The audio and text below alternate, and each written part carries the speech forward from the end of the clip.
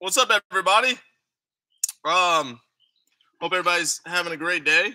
I hope everybody's looking for deals. It's week 6 of the 60-day mentorship. Uh, Yesterday I bought a sweet car. It's not sweet, but it's cool. I got it for a really good deal. This vehicle I just got it yesterday. This was a vehicle from my aunt, and it was just sitting in her yard. And she was like, I want to sell it and I want to get rid of it. It's a Toyota RAV4. It's a 2008. It's completely loaded out. The seats are out because I'm doing a deep clean on it. But it's a 2008 Toyota RAV4. I paid $2,600 for this. Deer hit the front bumper cover, which is really weird because the Toyota Sequoia. I have 2 Toyotas right now. They're both white, and they both on the same side have no bumper cover.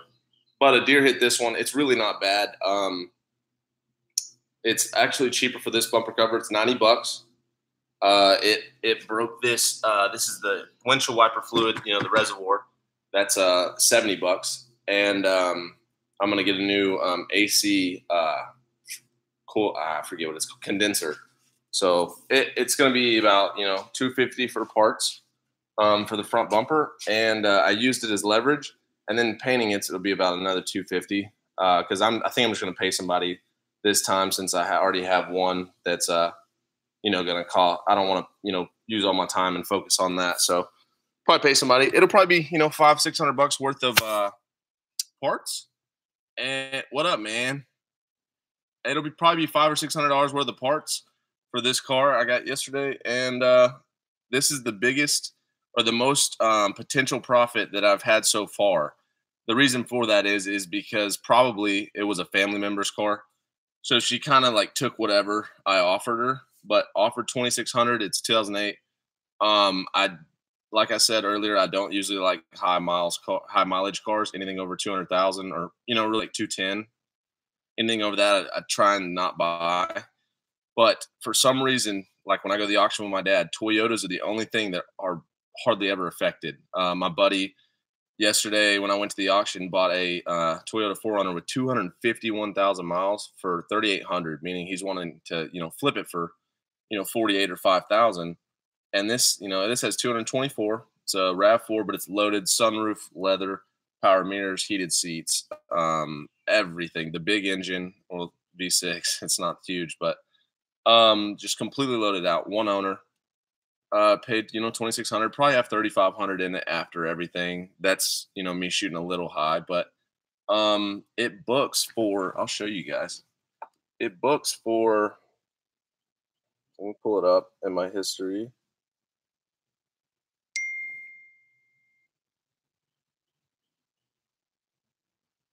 One second. Toyota RAV4. Let me make the mileage correct. All right, so this is my history, but if you can see, Toyota RAV4 Limited, it books for, suggested retail's $8,100. That's not what, I don't ever price it that high. Fair purchase price, $7,468, guys.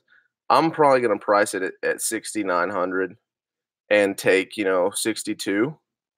But, if I have 35 in it and sell it for 62, that's a lot of profit. And I'm really excited about this vehicle. But the reason I'm doing a deep clean with all the seats out is because it is one of my, one of the greatest amount of profit that I can't speak, man. Like it's, I want it to be perfect. So the next buyer can't use leverage. They'll have nothing to use against me. So everything on this car needs to be perfect, especially since it's a one owner, and the potential for profit's almost $3,000. So I really want it to be perfect, so they have nothing to say bad about it, and they just love it, and they're cool with the price, and they pay them out. So I'm really doing a deep clean. I'm gonna set my camera up, and I guess you guys can watch me clean out the seats or take out the seats. Let's see if I can get it set up. Maybe right there. So yeah, I removing seats on stuff like this is fairly simple. On driver seats, it's just 4 bolts. In this case, it was four 14 millimeter bolts. This is an extremely handy tool for working on anything. This is electric ratchet, so it just, instead of having to crank all the time, this will cut your time by like way faster than in half, probably 3 or 4 times. I can take a front seat out in um, probably 2 minutes or way quicker, probably 30 seconds. I really, really tried. But this front seat has a strip bolt, so I'm going to have to figure that out. But I'm going to remove the back seats. You guys can watch. But before I do that, I wanted to talk to you guys about the people that have or just want to spend or put in $1,000. There are a lot of advantages with using, $1,000 to $2,000 budget. One of which is being the people that you would be selling to are people that could potentially have no credit, bad credit, or just need wheels to get to point A to point B. So, saying that, Kelley Blue Book, you can be a little more lenient on it, because if you have a $10,000 car or a $15,000 car and you are, let's say, selling it for 12.5, you can bet that person's going to do their research before they spend their $10,000 to $15,000 that they worked hard for on your car. They're going to look up the prices. They're going to look up the cheapest price. So you're going to really have to create an interest for them, as opposed to a $2,000 car where almost say there's the same car down the road for $2,200, but they want red. They'll pay that $200, or say it's down the road for $1,800. They'll pay the $200 difference for the color they want, because it's just $200. But when you get up to the $10,000 to $15,000 range, it can tend to be gaps of $1,000 to $2,000 differences in cars, and they'll go, well, I can I don't have to have red if I can save $1,500. So there are a lot of pros with budget cars. I bought one. Well, I went in halves with my dad at the auction, because it's through him, so I technically can't like really buy them. I kind of can, but I went in halves with them, and it was on I think we spent $1,200 on a Chevy Blazer, 4-wheel drive. I mean, not cool looking. It really isn't even the color I like. It's that ugly gold, and it's actually harder to sell sometimes, and from my experience. But we went in halves on it, but like, he loves buying budget vehicles, and there's so many pros. So if anyone has $1,000, $2,000 and they're thinking, oh, I can't find a good deal, there are actually a lot of pros with having budget vehicles. This is 2,600. This is kind of a more of a budget car, but this was a family member's car. That this at like the auction would go for 4,300, maybe 5,000. So I got a good deal on this. The auction, sometimes stuff will go higher because people will finance them, and that's another thing with um, budget cars is people will come to you because they can't get finance for their nice vehicle, and dealerships will. So why would someone, say you buy a $10,000 car? Why would they come to you if you can't finance them, but a dealership can? So you really, like, the only way for them to buy your $10,000 car is they have to have 10,000 in the bank, or they go get a loan from a bank. But if they go to a dealership or a dealer with the same car for $10,000, they'll in-house finance them. Really simple. They walk in, they get financed, they get approved, or the dealer will lend it out on a buy here, pay here. So budget vehicles have so many advantages, and a lot of people don't think about that type of stuff, but it really does help in a lot of cases to have budget vehicles. Depending on the area, it can be extremely helpful. Here in Arkansas, budget vehicles are probably the best money maker. Sometimes you can make $1,000 off $1,000 car. And Kelley Blue Book matters, but it doesn't matter as much in some cases, and in some areas. You need to know your area, but that's the pros with budget vehicles. It's really cool. So if you guys have $1,000, $2,000, and you think, oh, I don't think I can get a good deal, You totally can. Like, very good deals. On almost better than five to $10,000 range because you're dealing with dealers. You have a lot more competition. They have a lot more upside on, and then they have connections. They'll pay more for vehicles. I like the budget stuff. So if you guys have 1,000 to 2,000 bucks and want to, make a 50% gain or 80% gain in a week or 2 weeks, which I've done multiple times, it's super easy on budget cars. Just follow some of the steps that I teach and we all teach. But I'm going to remove these seats. I'll show you how easy it is. Just this tool. I'm going to, pull these covers off. There's that one. This car's super dirty. It was sitting under a tree for probably December, so 6 months. And no one was driving it. It was just filled with crap. And I was like, man, I'll buy it. And she didn't, it looked terrible. It had a green film from sitting under the tree. And, she's like, oh, you can't fix it. But I knew that, as soon as you put pressure with water on that, it'll just fall right off. And it did. And I just want it to be perfect since the potential for, I just had glass, man. The potential for profit is so huge on this. I want, whoever looks at it, there's nothing they can say. There's nothing like, oh, but it's got this, so will you take this? I want to try and, maximize my profit by, having the best vehicle that they've seen for when they've been looking. So,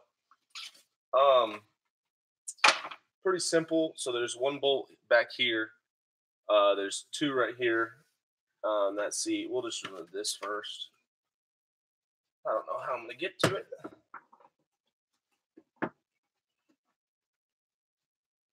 Oh, that's hard.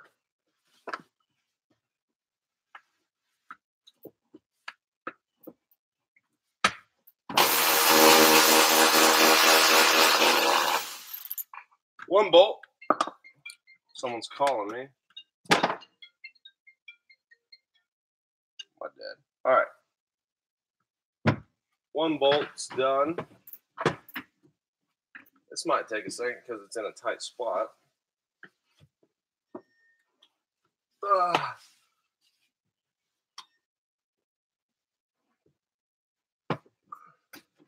I don't usually do this on cars though. Just ones that have a lot of potential for profit and they're super dirty. I just want them to be perfect. On budget vehicles, real budget, you don't necessarily have to have them perfect because they're budget vehicles. The type of sellers you'd be selling them to would be different. But what's up, Andrew? Sorry.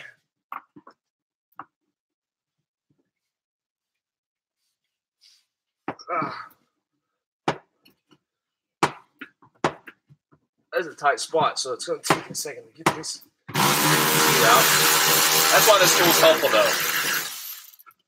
Pulls them out real fast. Now the seat's undone. I'll probably have to figure out how to get. Ow. That hurt. I don't know how to mess with this thing.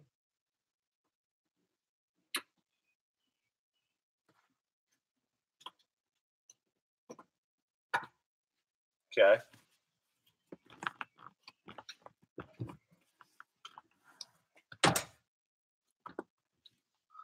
All right.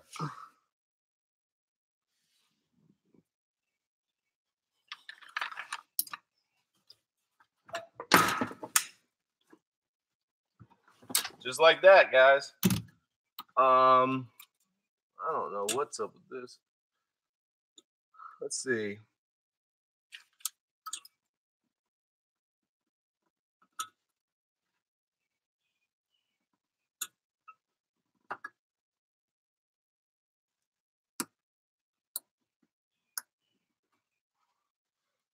I don't know. We'll mess with that in a minute.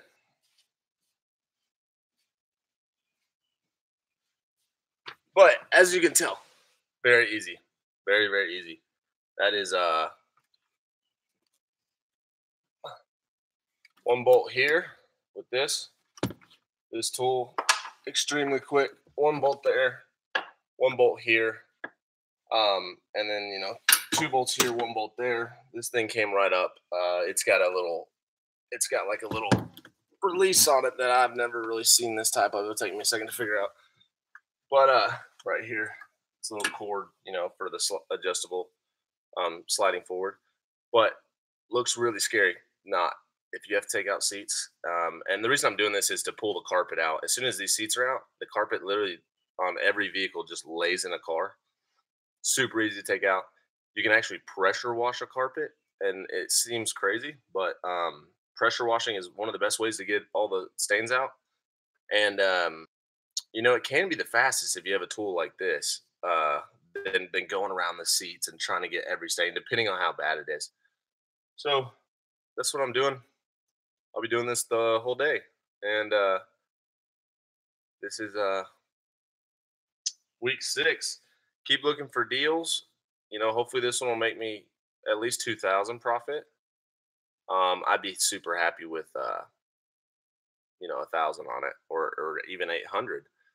But since I got it from a family member, it was a super super good deal and a big steal. So I don't, if I go to the auction with my dad and we find one, he didn't expect to ever make, this much. He'd expect to make, 1,000 off of it. But this is the one that's lucky, and I need to,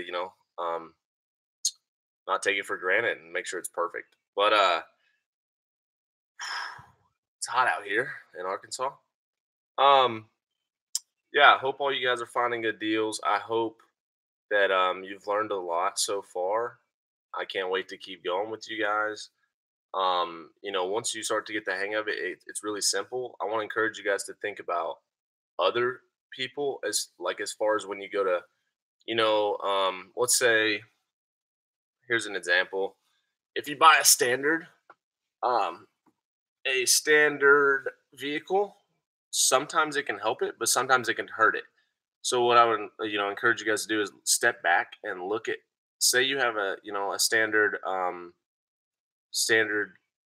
don't even know if they have Corolla standards, but standard, I saw a Mini Cooper, I think that was standard. Say you have that. Yeah, it gets good gas mileage and stuff, but it limits the amount of people. Like, a lot of people don't know how to drive standard, and if they do, they don't want the hassle. So now you limited all your potential buyers. Even if they go, I love that car. If they can't drive it, they can't drive it, and they really don't want to figure it out probably.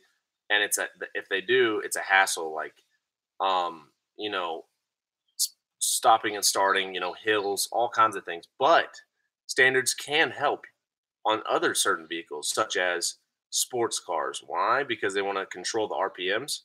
They want to shift it themselves. It's more satisfying.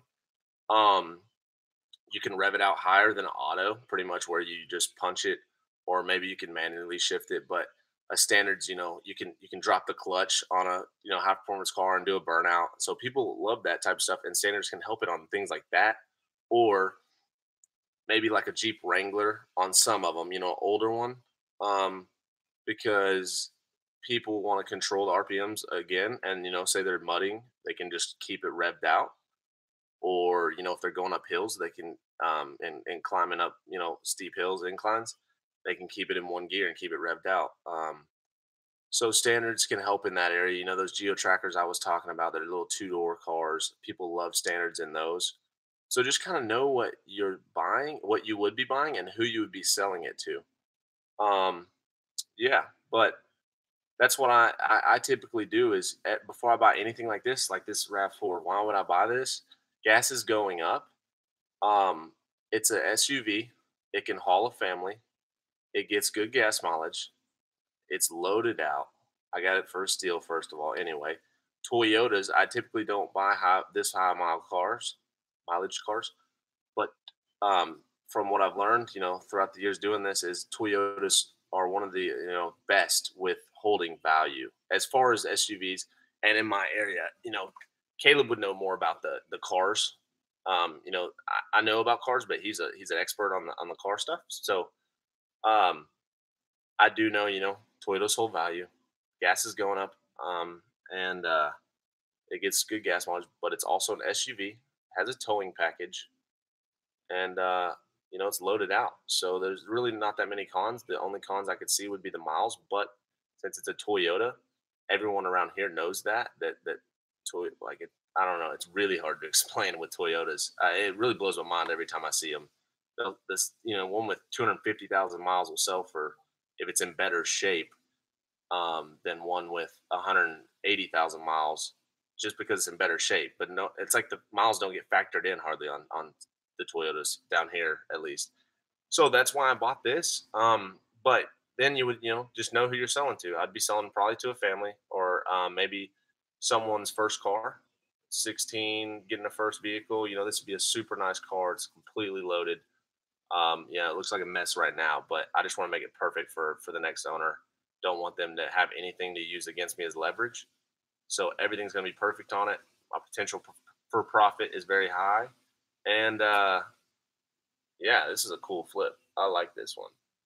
Um, but that's kind of the same thing with the Sequoia. It's a multi-use vehicle, got a big V8, can pull a boat, can pull a trailer, can haul things, has third row seating, can hold like 8 people, 2, 3, yeah, um, 8 people.